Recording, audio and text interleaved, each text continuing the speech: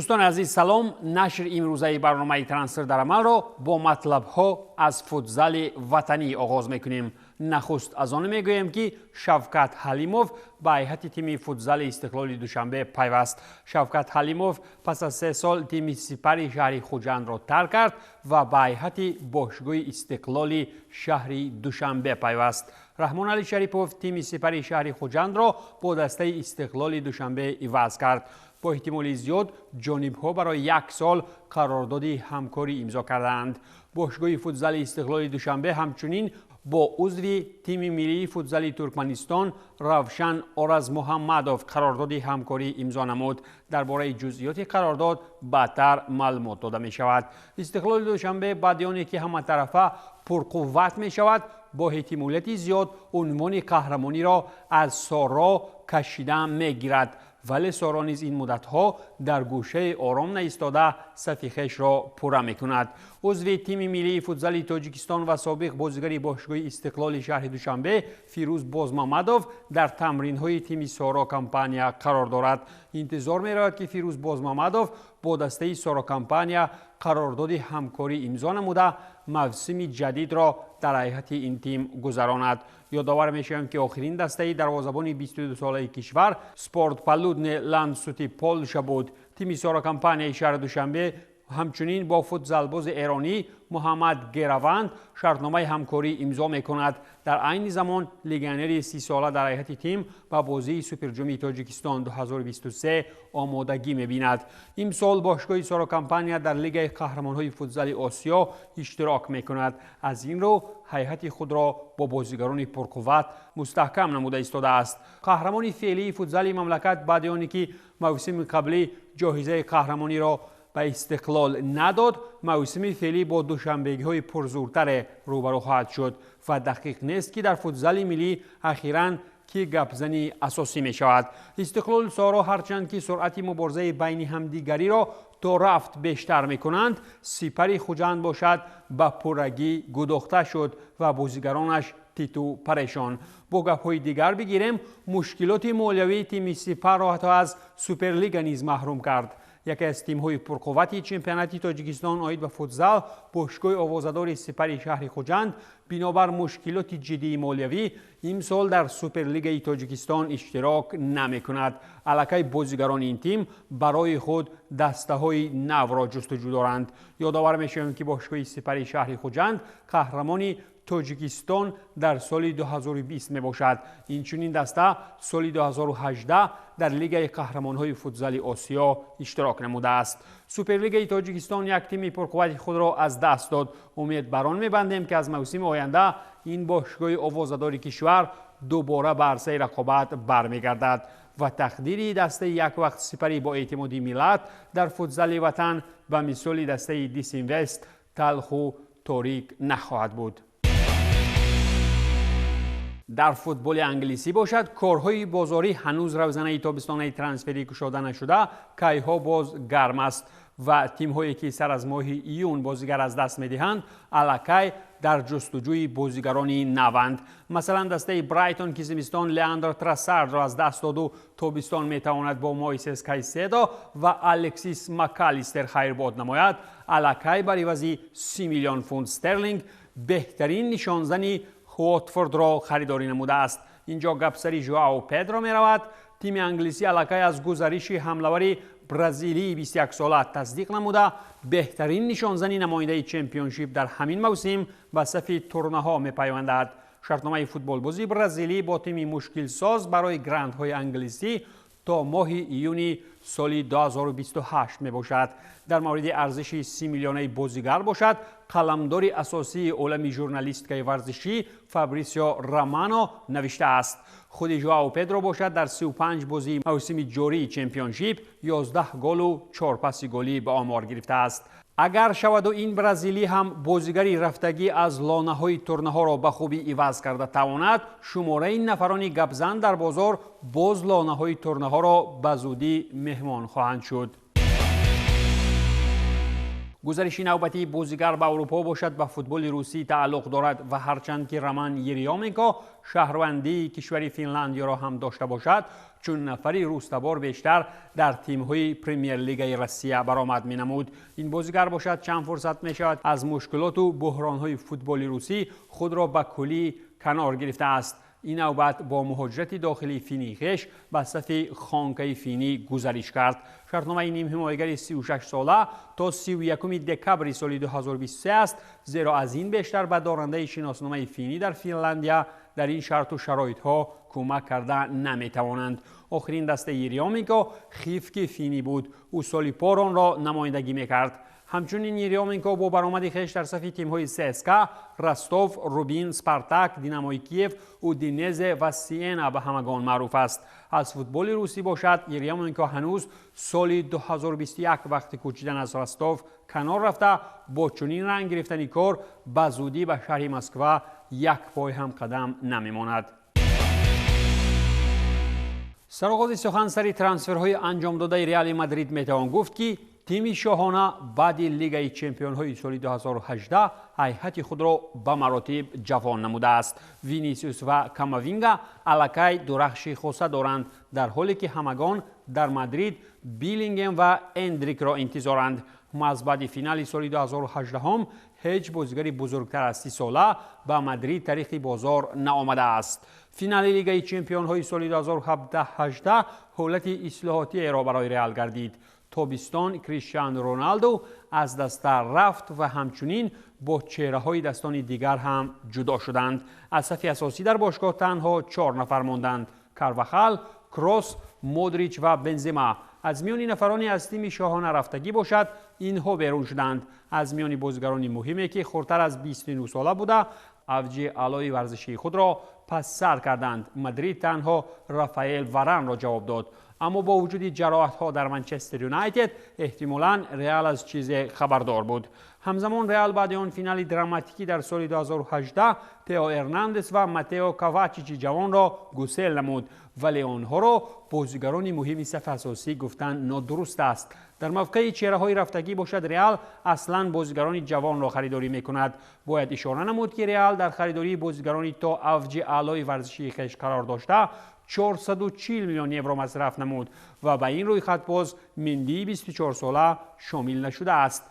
آلابا و رودیگر در فرجام اوج اعلای مزند ورزشی خویش آمدند، ولی از برای آنها پول پرداخته نشد. اشاره مهم آن است که هیچ گزارشی بازیگر بزرگتر از 30 ساله به سانتیاگو برنابئو نآمده است. بعد بازگشت دومباره فلورنتینو پرز به تیم از سال 2009 ریال تنها 2 بازیگر بزرگتر از 30 ساله آورده است و اینا هم ریکاردو کاروالیو 32 ساله و دیگو لوپس 31 ساله می باشند. در نتیجه کار مادرید قریب به هیئت اساسی خویش را پررن افزایی کرد. عوض کننده جوان تنها برای کاروالیو یافت نشده است، ولی اینجا نیز در روی خط کوتاه ریال جرمی فریمپونگ 22 ساله و دیوگو دالوتی 24 ساله می باشند. خبررسان‌ها می نویسند که مودریچ، کروس و بنزما تابستان سال 2024 یک باره از صف تیم شاهانه می روند و باشگاه الکی در جستجوی عوض کنندگان آنهاست. در روی خط مذکور همچنین جود بیلینگم وجود ندارد، نفری که در ماه ایون 20 ساله می شود. هرچند که یک قطار نشریه‌های معتمد این مورد از کاری تماما حل شده می نویسند. با چنین رنگ گرفتنی کار پس می توان گفت که فلو پرز سلطنتی نو بنیاد کردن است، زیرا با نتیجه گیری از برآمد هر ساله ریال در لیگ قهرمان‌ها و همچنین بازی اول با سیتی می توان گفت که جوانان پرز نه تنها بر رقیبان خویش در میدان درس ادب می دهند، بلکه مربیان ممتاز به مثال گواردیولا را مواجه درد سر می کنند. از جوانیشوی دسته ریال و نیت‌های بزرگ فلورنتینو پرز که گفتیم، همچنین باید اشاره کرد که توماس میولری سابقه‌دار نیز با ناراضگی از موقع خویش در صف باواریا اخیراً به تقدیر تن داده از باواریا می رود. نیم حمایتگر 33 ساله آلمانی که در عالم فوتبال دلخواه جایزه را تاری سر برداشته و تا حال چشم سری ندارد، وقتی راهبری توماس توخل کم اندر کم از فرصت‌های نخستی بازی وارد میدان می شود. در پس منظر این حالت‌ها آلمانی پرتجربه و پیریکار برای یک زمره بازیگران جوان امکانیت رفتن از باواریا را در تابستان مورد بررسی قرار می دهد. روشن است که توماس میولر نیتی ختم مسند ورزشی را تا حال ندارد و اقلاً تا سال 2024 فوتبال بازی کردن است. بر زمین در صورت رفتن از باواریا، فوتبال بازی 33 ساله می‌خواهد در صف دسته برآمد کند که بهر جایزه ها مبارزه می‌برد. امکانیت گزارش به تیم دیگری بوندسلیگا هم استثنا کردن نمی شود.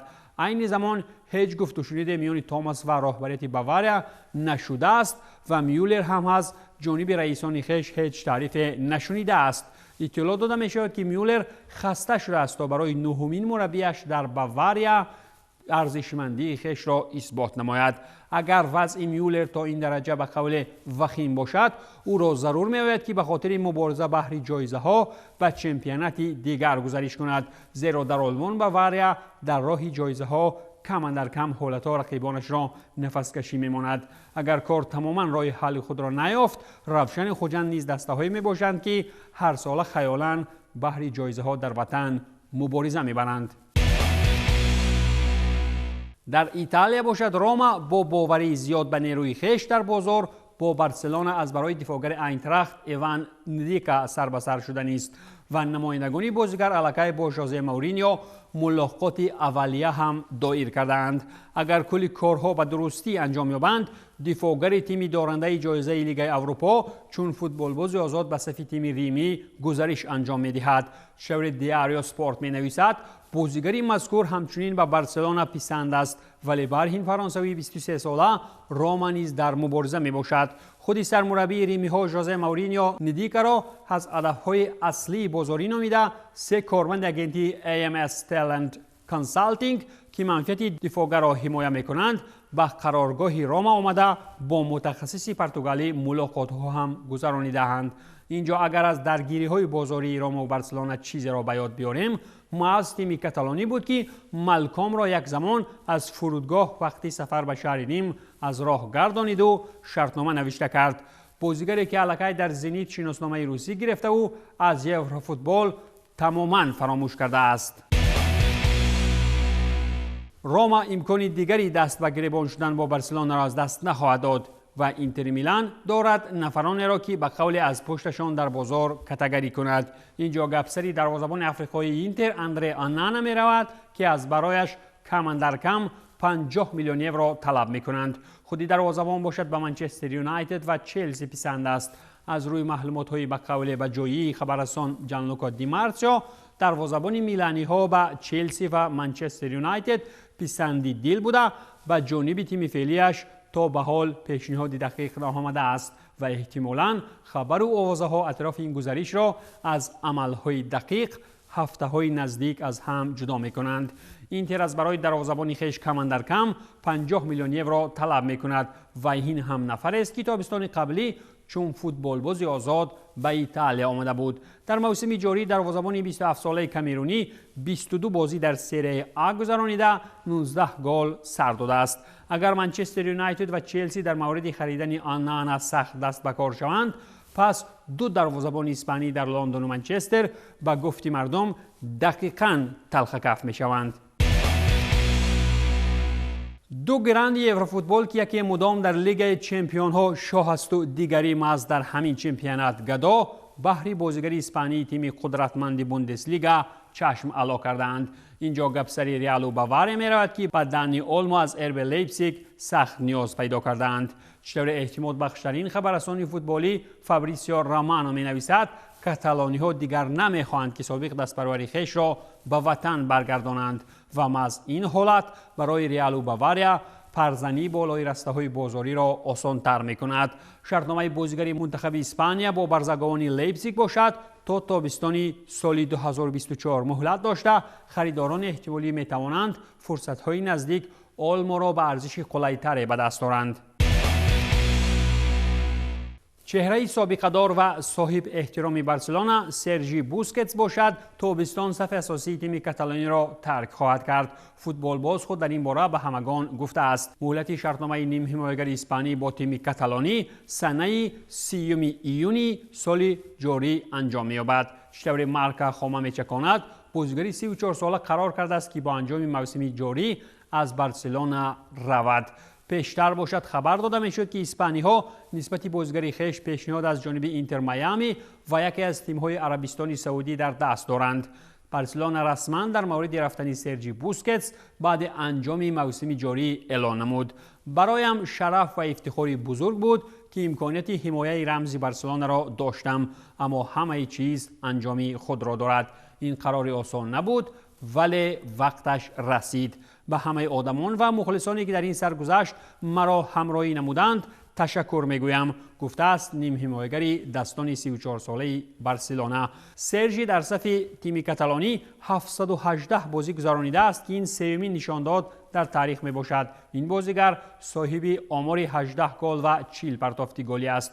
بوسکتس دستپرور اکادمی بارسلونا بوده. در صف تیم اساسی او باری نخست سال 2008 به میدان آمده بود. اگر به جایزه های سرژی نگریم، در صف نیلوناری ها نیم حمایتگر 8 مرتبه قهرمان اسپانیا شده، 7 مرتبه جام و سوپر جام کشور خویش را مال خود کرد و باز 3 مرتبه جام لیگ قهرمان ها، جایزه سوپر جام اویفا و چمپیونات باشگاهی جهان را داری سر برداشته است.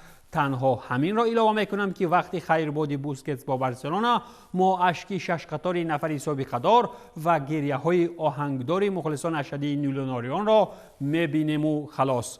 زیرا چطوری خود بوسکتس گفته بود وقتش رسیده است. این بود فرجام برنامه ترانسفر در عمل. تنسیت و پولدار باشید.